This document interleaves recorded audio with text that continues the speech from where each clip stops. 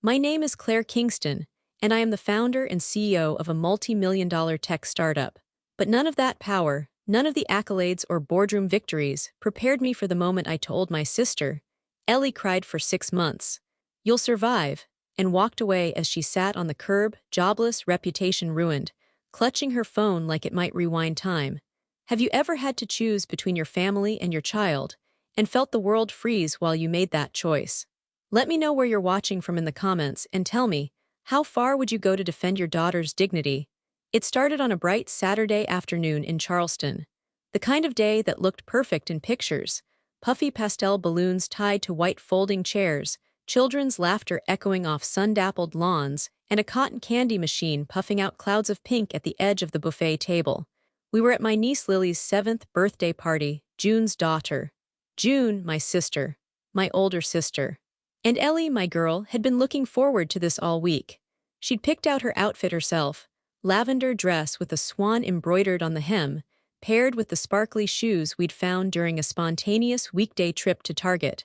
It was her first time wearing lip gloss. I spotted her from across the yard, sitting alone at a little table with her hands folded tightly in her lap. Her eyes were red. Her lip was trembling in that awful, controlled way that kids learn when they've already cried and don't want to give anyone the satisfaction of seeing them cry more. I walked toward her, feeling the pressure rise in my throat. "Ellie, baby, what's wrong?" She looked up at me, startled like she hadn't realized she'd been visible. "Nothing," she whispered quickly. "I'm okay." I crouched beside her, brushing a loose curl behind her ear. That's when I heard it, the snickering. I turned toward the makeshift stage area in front of the bounce house. June stood there, clutching a toy microphone and pretending to lisp while mimicking a child's stilted voice. Her friends, yes, grown women, were in stitches. The kids laughed because kids laugh when the adults do, but some looked confused. Others just followed the crowd. She was like, "I don't want pink cupcakes because pink is too stimulating for my personality," June said, over-enunciating every word. A wave of cold passed through my spine. She wasn't imitating just any kid, she was imitating Ellie. And then she told the balloon artist he was not environmentally aligned. Like, what even is that? More laughter. I rose. Claire, one of June's friends, spotted me first, her face tightening as the energy shifted. The crowd's laughter faltered, like someone had let the air out of the bouncy house. I marched straight up to my sister, each step slicing through the static of shock and slow dawning embarrassment radiating around the party. "What the hell are you doing?" I said flatly, keeping my voice low but sharp. "You're making fun of my daughter in front of 24 people." June blinked at me. For a moment, she looked embarrassed, but then that old expression slid back over her face like a mask. The smirk. The one that said she was always in control. "Oh, come on," she purred, her voice theatrical and casual all at once. "It's just a little teasing. She didn't fit in, Claire. You know how she is, always correcting everyone. The kids were bored and I thought, why not make them laugh?" Something inside me snapped so quietly it didn't make a sound, just a shift, a quiet internal locking of gears. "She's 7, June," I said, teeth clenched. "And you're 42. There were murmurs. A few parents exchanged glances. Some looked down at their kids, suddenly wondering what those kids were learning from this party. June stepped closer to me, her voice dropping an octave. "Oh, don't make this dramatic. She's a weird little kid. You should be grateful anyone came at all." That was it. I turned without another word, stormed back to Ellie and took her hand. "We're leaving," I said. "But my cupcake," Ellie began. "I'll bake you a dozen." I could feel every eye watching as we walked across the yard. A few kids looked away. Others just stared. No one stopped us. No one ever stops this sort of thing when it starts. I didn't look back. I only heard one thing as we stepped off the lawn and toward the street. June's voice, sharp and amused, calling out, "Honestly, Claire, it was just a joke." But jokes don't make your daughter hide behind a lemonade stand and bite her lip until it bleeds. By the time I closed the car door and pulled away from the curb, my hands were shaking. The steering wheel felt hot in my grip, and Ellie was silent beside me, still holding her half-eaten cupcake like it might fall apart. We didn't speak for the first 10 minutes. But my heart already knew this wasn't over. This wasn't going to be over.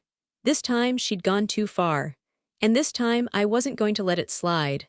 The sky had turned the color of bruised plums as we drove home, the soft patter of rain blurring the windshield. My wipers made their rhythmic sweep, the only sound in a car weighted with silence. Ellie sat curled in the passenger seat, her knees pulled to her chest, arms wrapped tightly around them.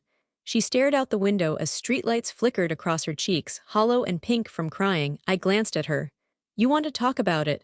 Her shoulders rose and fell in a small, helpless shrug. A beat passed. Then she whispered, "It wasn't just the voice." I waited. She made the kids laugh at me." Ellie's voice cracked. "Before the cupcakes, before the games." I tightened my grip on the wheel. "How?" She said my shoes looked like dollar bin disco balls. Her voice wobbled. She said I dressed like a mini realtor. My heart thudded. Those were June's exact words. That brand of mocking, clever enough to make people laugh, cruel enough to humiliate. "She did this in front of everyone?" Ellie nodded. "And the lisp." Another nod, this time sharper. "She made her mouth all funny, like I used to talk when I couldn't say R. She told them I said patai instead of party. And then she said I'd probably give a TED talk on eco-balloons and ruin the vibes." I exhaled slowly through my nose. "I asked her to stop," Ellie whispered. "She said it was good for me. That being the butt of a joke builds grit." I had to fight the instinct to pull over and scream into the rain. My jaw locked. My foot pressed harder on the gas and the tires hummed over the wet asphalt. Ellie's voice cracked again. "I just wanted to go to the party and maybe sit with Lily and have fun, that's all. I didn't know I was the joke." That sentence landed like a stone in my chest. "You weren't the joke," I said, trying to keep my voice steady. "You are never the joke." She said I was too weird for parties, that I make other kids uncomfortable. I swore quietly under my breath, but Ellie didn't react. Her eyes were glassy now, not crying anymore, just numb. I reached across and gently brushed her arm. "You are not too weird for anything. You are bright and curious and one of the most original thinkers I've ever met." She laughed when I said I liked the quiet corner, Ellie said. She said, "Well, that figures." I gripped the steering wheel again. "I need you to listen to me, Ellie. June was wrong. Every single thing she said was wrong." "But everyone laughed," she murmured. "Even Lily, she laughed too." That cut deeper than anything. "She probably didn't understand what was happening," I offered. "She did. She looked at me before she laughed." Ellie turned her head toward the window again. "And then she laughed anyway." We drove in silence for a while longer. I didn't know what to say that wouldn't feel like another empty adult platitude. I just wanted to make her feel safe again, but how do you undo shame planted in public? "Next time," I said slowly, "when someone makes a joke like that, and people laugh, that's not your shame, that's theirs." Ellie didn't respond, but she leaned slightly toward the center console, closer to me, her head resting against the side of the seat. "I liked my sparkly shoes," she said softly. "They're beautiful," I said, "just like you." Outside, the rain picked up. A misty curtain blurred the world, like a scene pulling away from itself. In the stillness, I could almost hear the beginning of something, not healing yet, but something quieter. A small silence that might become strength. And deep inside, behind my own clenched heart, something else was unfolding. I would not let this go. Not this time. That night, after Ellie had finally fallen asleep, tucked under a weighted blanket, clutching her stuffed narwhal like a lifeline, I sat in the soft glow of my home office, trying to push past the pounding in my temples. I'd told myself I would use this time to calm down. That I'd light a candle, maybe answer some emails, and let the sharp edges of the day wear down into something bearable. Instead, I opened Instagram and found a video. It had been posted less than an hour ago. The caption read, "Balloon Little Miss TED Talk strikes again face with tears of joy part of fail baby podcast." I didn't recognize the account, but I recognized the voice in the video within seconds. Ellie, my daughter. The camera was shaky, but the audio was mercilessly clear. She was standing near the buffet table, her voice small but trying so hard to sound confident. I was just saying that maybe the balloons aren't eco-friendly and we could." A chorus of laughter cut her off. And then came June's voice, undeniably hers. "Here she goes again. Somebody grab a microphone, our resident balloon philosopher has more to say." More laughter. Louder this time. A few kids shouted over her. One mimicked Ellie's lisped RS. Ellie's face flushed pink in the frame, her mouth opened and closed, and she took a tiny step back like she wanted the floor to swallow her whole. I stopped the video. My finger hovered over it for a second, then I pressed play again.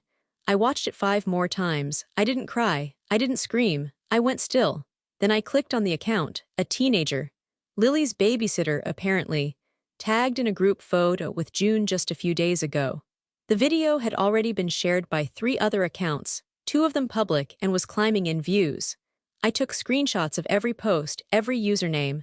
I copied links, noted the timestamps, and clicked report until I knew the system would flag it. Then I opened a new folder on my desktop and titled it, Document, June Incident. My hands were trembling, but not from sadness anymore. Something else had taken over, something razor-sharp and slow-burning. The kind of focus I usually reserved for boardroom war rooms and legal countermeasures. I opened my email and quietly forwarded the links to my personal attorney with the subject line, Potential defamation targeting minor, need advisement. Next, I pulled out a yellow legal pad and began a list. Screenshots of video accounts that reshared known relationship to June video origin, Lily's party time of posting verbal quotes from June captured on video halfway down the list. I paused and looked up. The shelves surrounding me were stacked with glass awards and crystal plaques. Forbes 40 Under 40. Tech Trailblazer Women in AI, Inc. Fastest growing founders. They gleamed under the desk lamp. Markers of all the times I'd pushed through noise and dismissal, through being told I was too direct or too ambitious or hard to work with.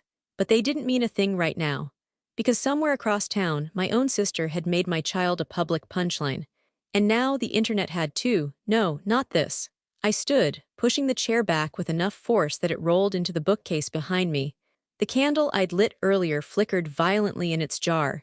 In that moment, I realized something. This wasn't just about a party. This was about a pattern. The same way June had belittled me in front of our cousins when we were 12. The same way she'd called me bossy and uptight and too intense every time I achieved something she didn't. The same way she used charm like a shield and cruelty like a party trick. And now she'd turned it on Ellie, my daughter. This time the game would not end in laughter. This time there would be consequences. It was Monday morning in my home office when I made the first call, calm and precise, as if I were scheduling a board meeting instead of dismantling a lie. Marisol, I said when she answered, I need advice, not favors. There was a pause, then a knowing exhale. That sentence usually means something ugly happened. My sister publicly humiliated a minor. There's video. It went semi-viral. She works in corporate HR. Another pause, longer this time. Send me everything. I forwarded the folder, screenshots, links, timestamps. The clip with June's voice egging children on. I didn't editorialize, I didn't explain. The evidence spoke. 10 minutes later, Marisol called back. This isn't a social issue, it's a professional ethics issue. That's what I thought. Do you want this anonymous? Yes. Good, she said. Because the moment it isn't, it becomes a family circus. By noon, I was on a separate call, this time with Evan, a compliance consultant I'd worked with during a city procurement overhaul. Hypothetically, I said, if an HR professional demonstrated public behavior that undermined child protection principles, documented, what happens? Evan didn't hesitate. Mandatory review.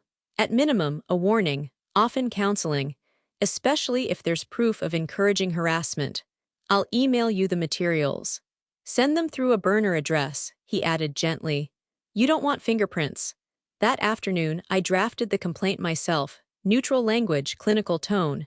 Concern regarding public conduct inconsistent with ethical standards for HR professionals, documented encouragement of ridicule involving minors, potential impact on workplace trust and safeguarding culture, no emotion. No names beyond June's professional details. No mention of family. 3 days later, my phone buzzed while I was making Ellie's lunch. June's name lit the screen. I didn't answer. Instead, I got a text 10 minutes later. Do you know anything about a formal review at my job? This is insane. I said nothing.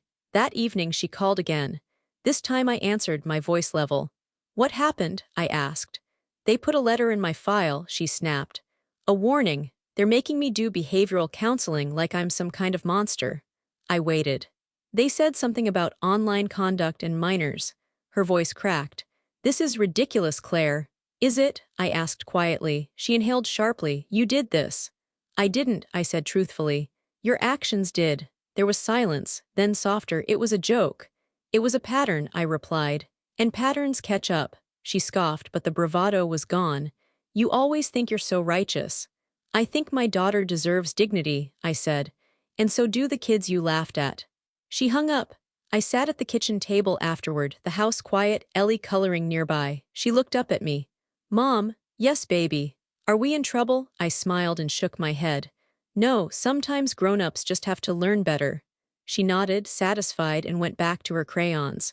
Across town, June was learning the same lesson, quietly, officially, and on paper. It started on a Tuesday morning, barely a week after the party. Ellie stood in the doorway to the kitchen, dressed for school, arms limp at her sides. Do I have to go today? She asked, voice flat. I turned from the stove. Are you feeling sick? No, she said, eyes downcast, just tired of it. I didn't ask what. Something in the way she stared at her shoes told me it wasn't the math test or the cafeteria lasagna. What happened yesterday? I asked gently, lowering the spatula. She hesitated, lips twitching, then whispered. They called me Insta baby. My heart squeezed. She didn't need to explain. It wasn't just a nickname. It was a scarlet letter branded in digital ink. Who said it? I asked. She shrugged. Doesn't matter. They all laugh now when I walk past. Some pretend to hold a phone and say it again, Ellie, and then giggle. I took a step toward her, but she flinched, not away from me, but like she was bracing. I didn't even cry, she said, blinking fast. So they wouldn't win. I knelt down beside her. I'm so proud of you, baby. She didn't smile. Instead, she whispered, but I still lost. The school counselor called me later that afternoon, saying she'd noticed Ellie being a bit withdrawn in class. A bit. When I asked what measures the school was taking regarding peer bullying, she offered a warm, overly practiced response. Well, Claire, you know how children are these days. Social media creates these little waves that pass. We're keeping an eye on it. Keeping an eye. My daughter was walking through the halls of a place that was supposed to be safe, her head down, trying to outrun a label she didn't earn. When I pressed further, she said, I did speak with her. We talked about how other people's opinions don't define who we are. Did you tell her how to cope? I asked. Or just to ignore? A pause. I understand your concern. No, she didn't. That evening, Ellie refused to come to the table for dinner. I found her curled up on her bed, headphones on, staring blankly at the ceiling. Her coloring books sat untouched. Her shelf of science kits, the ones she used to beg to open before breakfast, had dust on the corners. I sat beside her, smoothing her hair. She didn't move. Ellie, do you want to talk to someone who isn't me? A pause. Like a real person who helps kids understand their feelings. Her voice was so small I almost didn't hear it. Would they think I'm weird too? My throat tightened. No, they'll think you're brave and smart, and someone who's had to carry way more than she should. She turned slowly, resting her head on my lap. Then okay. The next morning I called Dr. Teresa McAdams, a child psychologist I'd once met at a charity event. By some miracle she had a cancellation that week. When we walked into her cozy office, sunlight filtering through gauzy curtains, a wall of games and picture books, Ellie glanced up at me with a look I hadn't seen in days. Hope, it would be a long road, I knew. Self-worth doesn't bounce back overnight, but I also knew something else. Ellie had me, and I would walk through fire if I had to, even if the flames wore the faces of people who shared my blood. It had been 3 weeks since the party, 3 weeks since the video, 3 weeks since I had started sitting in a waiting room twice a week while my daughter met with a woman I barely knew but had pinned all my hopes to. Dr. McAdams was warm, experienced, and patient. She spoke to Ellie like a person, not a fragile creature, not a case file, but someone with thoughts worth hearing. Ellie responded in small steps. Her answers were soft, often curled into one-word replies, but her eyes flickered when she was asked how she felt, rather than how she should feel. I'm noticing Ellie isn't just afraid of being laughed at, Dr. McAdams said to me one afternoon, after Ellie had gone to grab a sticker from the reward jar. She's afraid of being misunderstood, of being too different to belong. She's always been like that, I murmured. Sensitive, she feels everything. She doesn't need to change that, the doctor said. But she needs help believing it's a strength, not a flaw. That night, I found Ellie sitting in the hallway outside her bedroom with her sketchpad resting on her knees. She wasn't drawing, just flipping the pages, one by one, slowly, like she couldn't remember why she had started any of them. You used to sketch all the time, I said, crouching beside her. She shrugged. Doesn't feel the same. What does it feel like? She hesitated. Like I don't trust what I see anymore, like maybe I see the wrong stuff. I didn't know what to say to that. So I wrapped an arm around her shoulders and sat there in the hallway until she closed the book and leaned against me, quiet but not gone. The next day, I drove to my parents' house. I hadn't told Ellie where I was going. Just that I'd be back in time for dinner. The moment I stepped into their front room, the same room where I'd done spelling drills and sulked through teenage Thanksgivings, I felt it. That creeping static that always hummed around June's name. The unspoken rule, don't rock the boat. I hadn't been there since before the party. They hadn't reached out about the video, not even once. We heard June's going through some HR training at work, my father said, settling into his recliner like we were about to discuss the weather. That's unfortunate. Unfortunate, I repeated. That's the word we're using. My mother, perched on the edge of the couch, folded her hands over her lap. Claire, we know you're upset, but honestly, this has gotten a little dramatic, hasn't it? Dramatic, I blinked. She bullied a child, your granddaughter, in front of dozens of people. Then the internet. And you've said nothing. Oh, come on, my mother sighed. It was a joke. June didn't mean anything by it. She's 42, I snapped. Ellie is 7. And June's always had that sense of humor, my father added. She pokes fun, you know that. She humiliated my daughter. My mother raised her eyebrows. Claire, maybe if you weren't so quick to helicopter, Ellie wouldn't be so fragile. The silence that followed was cavernous. I looked at them both, really looked at them. You always protect her, I said quietly, even when she hurts people. She's your sister, my mother replied. No, I said, she's your favorite. That landed like a slap. My father stood. Now that's uncalled for. No, what's uncalled for is you pretending not to see the same pattern playing out again. My voice trembled now, not with fear, but with the bitter taste of recognition. You let her corner me when we were kids. Let her laugh when she locked me out of rooms. You called it sibling stuff, you called me sensitive. My mother's expression flickered, but she said nothing. I turned toward the door. Ellie is not going to be your next acceptable casualty. I'm not letting it happen. I didn't wait for a goodbye. Outside, the sun had dipped behind the roofline. The light was gold and sour. I stood on the porch for a long moment, feeling the warmth against my face and the chill in my chest. I had come hoping, somewhere deep down, for an apology. Or at least recognition. Instead, I had found the same old script. The same blindness that had excused June's cruelty for decades. But I wasn't that girl anymore. And Ellie, she never would be. That night, I sat alone in the living room of my condo, the one I bought 3 years ago when I finally gave up on fixing anything inside my parents' house. The skyline of Charleston shimmered through the floor-to-ceiling windows, reflected across the black surface of the river. The room was quiet, too quiet, but I didn't turn on the TV. Instead, I stared at the photo on the bookshelf. It was tucked into a silver frame behind a row of Ellie's chapter books and my favorite candle. I hadn't looked at it in a long time. Not really looked. I reached for it now. The photo was from my 10th birthday party. I was standing alone near the edge of the lawn at my parents' old house. Red eyes, hands clenched in the folds of my dress, face blotchy from crying. Behind me, the other kids were playing pin the tail on the donkey.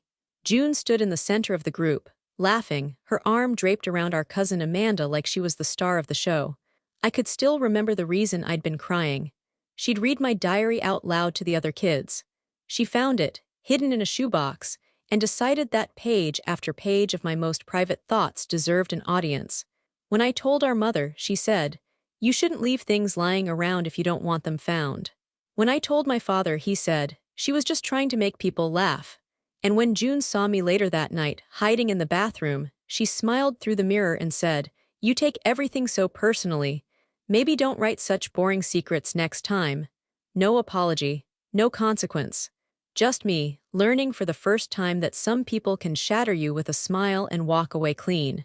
I stared at that photo now, and my reflection in the glass shimmered behind it, older, sharper, but still holding something bruised. They hadn't protected me, and now they were doing the same thing to Ellie. I set the photo down and stood, pacing slowly toward the window. Ellie had asked me last week if she was too much, if she should be quieter like Lily, or maybe not bring her notebooks everywhere, or maybe stop correcting people when they were wrong about sea turtles. I told her no. But I saw the way she looked at me while I said it, like she wasn't sure I was telling the truth, like she thought maybe loving her meant I had to say things I didn't mean. I pressed my palm against the glass. The city looked so peaceful from up here, but I knew better. I had built my business in boardrooms filled with smiling sabotage. I had outmaneuvered men who called me pushy behind closed doors. I had learned to fight for my voice. But no child should have to do that. especially not mine. And certainly not against her own family. I walked to my bookshelf, pulled down an old box from the top, and opened it. Inside were old notebooks, letters, mementos from college, but also tucked in the corner were folded notes June had written me when we were kids. Some were cruel, some were taunting, some were fake apologies delivered through our mom. I read one of them now, the handwriting bubbly, the message brutal. Sorry you cried. I didn't know your feelings were made of tissue paper.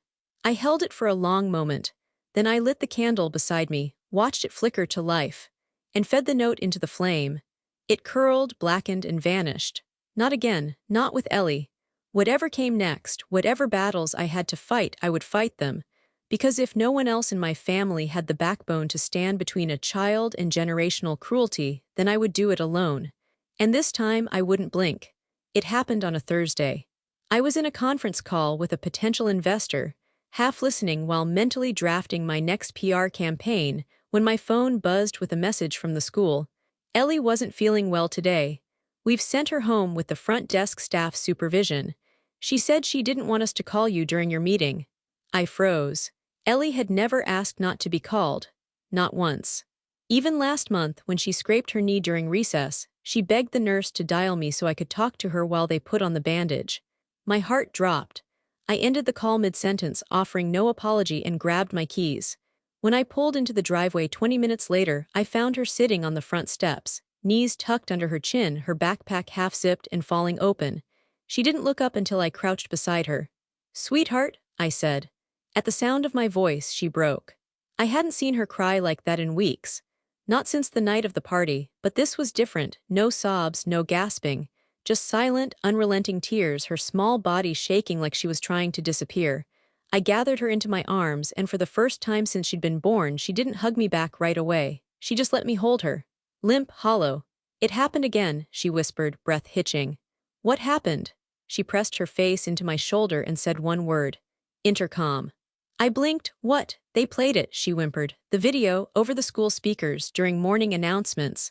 My blood ran cold. She continued, barely audible. "They said it was submitted anonymously as a joke. The office thought it was a real announcement at first, then everyone heard it." My mind snapped into something primal. How, who, why, but more than anything, how dare they? I pulled back and cupped her face.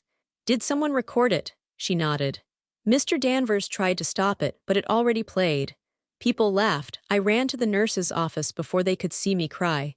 I wrapped my arms around her again, tighter this time. "It's okay," I murmured. "You're safe, you're home, we're going to fix this." But she didn't nod. She didn't believe me. That night, Ellie barely spoke. She sat through dinner moving carrots across her plate, occasionally whispering things like, "It's never going to stop," or "They'll always laugh when I walk in." I texted Dr. McAdams and asked if she had time to see Ellie the next morning, unscheduled. She replied within 10 minutes, "Bring her in at 8, we'll talk." The session felt different from the start. Dr. McAdams didn't lead with questions. She let Ellie sit on the rug, holding a small sand timer between her palms, and just breathe. After 40 minutes, she asked me to step into the hallway. "She's not just sad, Claire," she said gently. "She's exhibiting the early signs of acute social anxiety. The emotional fallout from this incident, it's crystallizing." "Crystallizing?" I repeated. "It's hardening into belief, into identity." I felt my stomach turn. She's not just scared of school, she's starting to believe that public spaces are dangerous, that she can't trust adults to protect her or children to accept her. "What do we do?" I asked, voice barely above a whisper. "She needs stability. A place where she can redefine herself without this shadow. She can't just hide from it." "She's not hiding, she's surviving. We can rebuild, but we need to do it somewhere safe." I nodded, but my thoughts were already racing, looking at schools, timelines, neighborhoods, policies. Could we transfer mid-semester? Would it even help? Would June find a way to reach her again? "She's strong, Claire," Dr. McAdams said. "But strength isn't the absence of fear. It's what you do when someone finally offers you a way out." That night, I lay in bed wide awake, staring at the ceiling while Ellie slept in my room again, her breathing soft beside me. We were past the point of damage control. Now it was about rescue. I made the decision 2 days after the intercom incident, standing in the middle of Ellie's bedroom while she packed her sketchpads into a box without being asked. She didn't know we were moving yet, but she had already started saying goodbye. That night, after she fell asleep beside me again, I opened my laptop and searched. Private progressive schools with small class sizes, Asheville, NC. Not Charleston. Not anywhere near June. Not anywhere near where Ellie had been broken open in front of classmates, faculty, and a school that never once said we failed her. I'd always loved Asheville in a quiet, almost wistful way. Weekend getaways, the fresh smell of pine, that sense of art stitched into everyday life. I used to think I'd retire there someday. I just never imagined I'd run there. But this wasn't running, this was rebuilding. The next morning I scheduled 3 tours and made arrangements with my real estate agent to quietly list the house. She tried to talk me out of it, said I'd spent too much on renovations, that the market would turn in my favor if I waited. But I didn't need more square footage, I needed safety. I pulled Ellie from school that afternoon. Permanently. We didn't make a scene. I didn't give them a speech. No final meetings, no confrontation. I just signed the transfer paperwork, thanked the secretary, and walked out with Ellie's backpack swinging from my arm and her hand curled around mine. "Are we done with it?" she asked in the parking lot. I looked down. "With that school, yes. And the mean parts?" I paused. "We're going somewhere with less mean, but more importantly with people who stop it when they see it." She nodded, then squeezed my hand. Just once. But it felt like an oath. It took 2 weeks to close the house and finalize enrollment. I kept Ellie close during that time, working from home, watching movies on the couch, making pancakes in the middle of the day because we could. The Asheville school accepted her without hesitation. When I explained what had happened, the admissions counselor didn't blink or offer platitudes. She just said, "We take emotional recovery seriously," and matched Ellie with a support team before I even asked. The school had no uniforms. No morning announcements over intercoms. The kids rotated in mixed-grade classrooms based on learning styles. The hallway was painted with murals by the students, and the science lab had more plants than instruments. Ellie's shoulders loosened when she saw it. She didn't say much, but she walked the halls with a kind of alert calm, like she was trying to imagine herself there, just herself, without the viral video or the labels or the giggles trailing behind her. "This could be a good place," she whispered that night as we packed her things. "It feels," slower, "like no one's racing to be the funniest." I smiled. "Or the loudest," she nodded. The move itself was quiet too. Our new place was a modest 2-bedroom condo near the river, a little older, a little worn, but filled with windows and light. I let Ellie choose her room. She picked the one that faced the trees. On our first night there, I caught her standing barefoot by the window, holding her stuffed narwhal against her chest, watching the wind ripple through the leaves like it was speaking to her. "This place doesn't feel like it remembers anything," she said. I understood exactly what she meant. Our Charleston house had always felt like a vault of reminders, of every door June ever slammed in my face, every silence my parents let grow too long, every echo of laughter that meant you're not quite enough. This new home, it had no memory of our scars, just fresh walls waiting. That night, as I lay in bed and listened to the hum of nighttime crickets outside the window, something strange happened. I fell asleep. Easily, deeply, without dreams full of teeth and video clips in childhood rooms. Ellie's first week at her new school was cautious but calm, no teasing, no whispers. A teacher who sent me a personal note after day 2 just to say, "Ellie helped a younger student organize her books today. She's quietly kind. You're raising something special." She smiled more. She colored again. She even asked if she could try joining the robotics team, just to watch at first, she clarified, but the question itself was a crack of sunlight I hadn't seen in months. It wasn't over, I knew that. She still checked her reflection twice before leaving the house. Still hesitated at the lunch table the first few days. Still asked me in the car, "What if they find out about the video someday?" "They'll see someone brave," I told her. "But what if they laugh? Then they won't be your people," she nodded.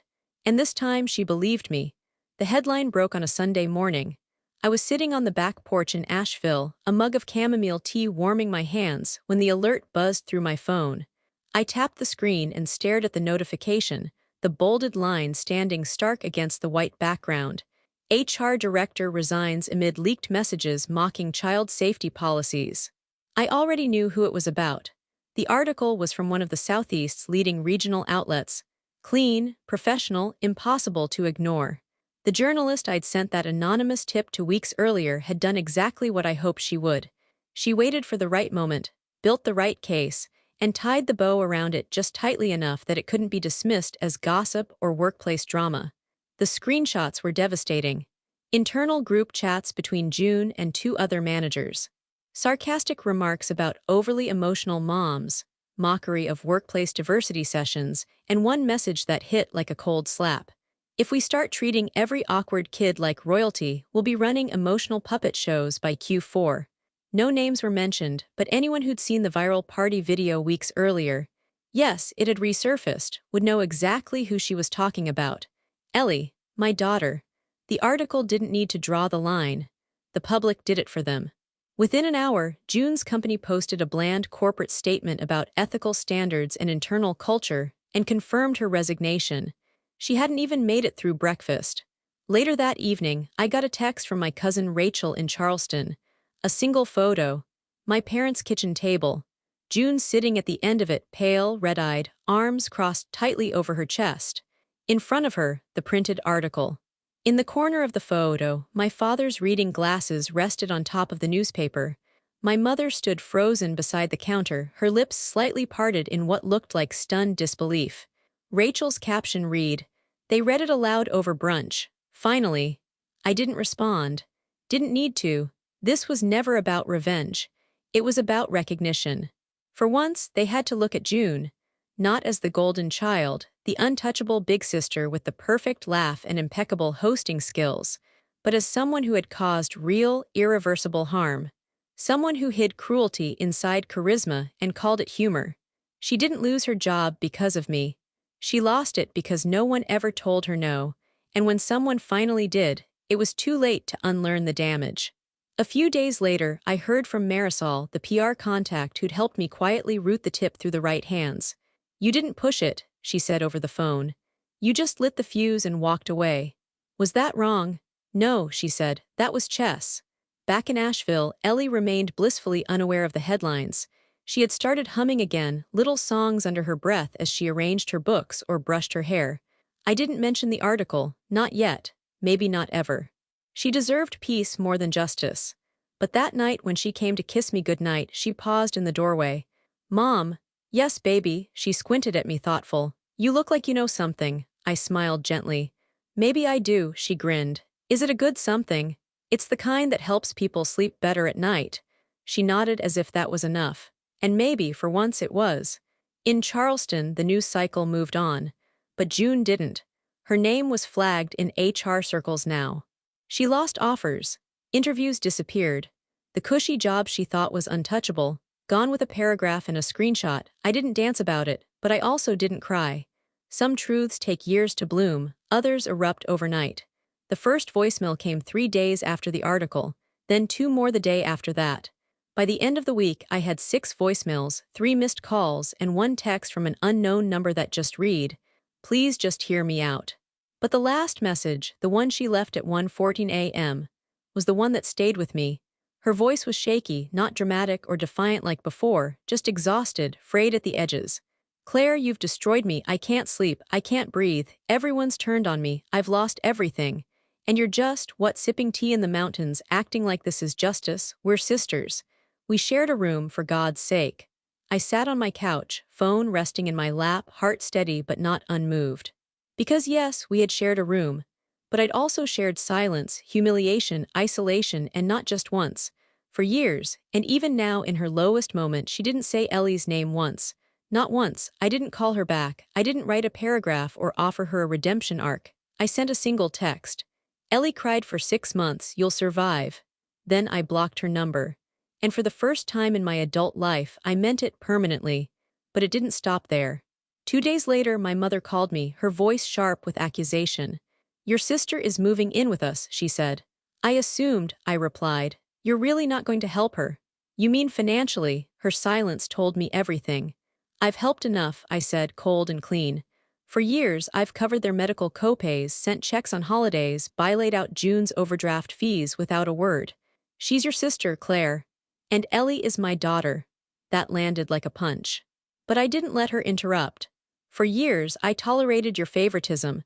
I kept quiet when you said I was too intense, when you let her twist moments until I doubted my own memory, but I won't pay for it anymore." She made a mistake, She made choices, I snapped. And now she's living with the people who trained her to believe those choices didn't have consequences. I didn't raise monsters. No, I said, more softly than I expected. You just stood by while they learned how to bite. The line went quiet, then quietly. Your father's not well, you know that. I do, and I've still never refused to help him. But if anything I give is going toward keeping June comfortable, the answer is no. She hung up without saying goodbye. I stared at the blank screen for a long time, then turned it face down and looked out the window. The mountains were pink with dusk. I thought of June in her childhood bedroom, the one with the floral wallpaper she used to brag about. Claire got plain blue, I got roses. I thought of her watching her phone light up with silence. And I thought of Ellie, sleeping peacefully in the next room, her narwhal tucked beside her, her breath even and unburdened. That silence, that was earned. It was early spring when I first noticed the change, not just in Ellie but in the way the house felt. The light seemed different. Softer. Less like something I had to brace against. The air smelled like honeysuckle and pencil shavings. Our little condo, once a quiet refuge, was now alive with laughter, science projects, and the sound of Ellie's voice drifting down the hallway as she practiced for her presentation. She'd been invited to speak during the school's monthly Voice and Values Assembly. When she first told me, she'd looked uncertain. "It's just 5 minutes," she'd said. "They said I could talk about anything important to me." I asked what she wanted to say. She bit her lip, then whispered, "I think I want to talk about what happens when people laugh at you, but also what happens when they don't." And that's exactly what she did.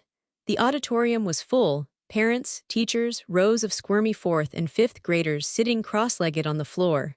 I sat in the back, pressed against the wall, heart pounding harder than I ever felt during any investor pitch or product launch. Ellie stood at the podium in her favorite yellow cardigan, fingers fidgeting with the edge of her notes. But when she spoke, her voice didn't shake. Sometimes people laugh because they think it gives them power. But what I've learned is power can be quiet. It can be someone saying, "That's not funny," or "That's enough," or even just sitting next to you when no one else will. A hush fell over the room. I used to think being weird was bad. Now I think it's just specific. I'm me. That's not weird. That's just Ellie. The applause rose slowly, then filled the room. I sat there, clapping with tears running down my cheeks, feeling something I hadn't felt in years. Pride, yes, but also peace. Later that week, I learned from Rachel, my cousin still trapped in Charleston's never-ending family dinners, that June was working nights at a 24-hour diner off the interstate and mornings at a fulfillment warehouse an hour outside town.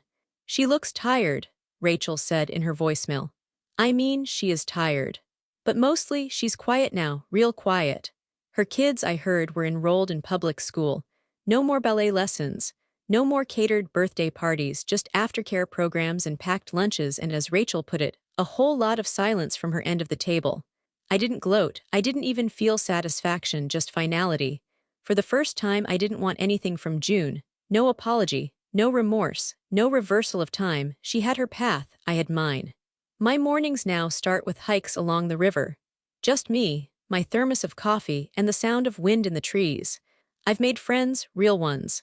A woman named Imani who runs a flower shop and always remembers which teas I like. A retired biologist named Carol who leads the weekend hiking group. People who knew me not as the other Kingston sister, but just Claire. Sometimes I think about how long I waited for someone to validate what I saw in June. For someone to say, yes, you were mistreated. Yes, they failed you.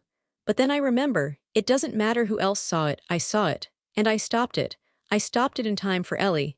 She sleeps soundly now. She builds robots with classmates and leaves sticky notes on my desk that say things like, "You're the bravest mom I know." I save everyone. And sometimes, I reread them on quiet evenings with a glass of wine and a view of the river. Because no matter what came before, what we lost, what we left, what we endured, I know what we found here: safety, voice, freedom, and I will never ever give it up again. 2 years later, the girl standing on stage was almost unrecognizable. Not because she looked different, though she did, taller now with confident shoulders and a bright, steady gaze, but because of how she held herself. Ellie's hands didn't tremble. Her voice didn't waver.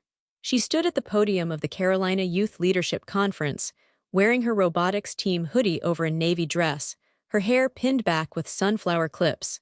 The room was packed with students, teachers, parents, All of them listening, not out of politeness, but because she made them want to. I used to think family meant people who are always there. But I learned something else, she said, scanning the crowd with calm assurance. Sometimes, the people who protect your silence aren't your family. The ones who defend your voice, they are. In the row behind me, a teacher from her school wiped away tears. Imani, my friend from the flower shop, clapped the loudest. Carol leaned over and whispered, "That's your legacy right there." But I couldn't speak, not yet. Ellie looked right at me as she ended her speech. She smiled. And I knew that whatever pain had marked our past, it didn't own us anymore.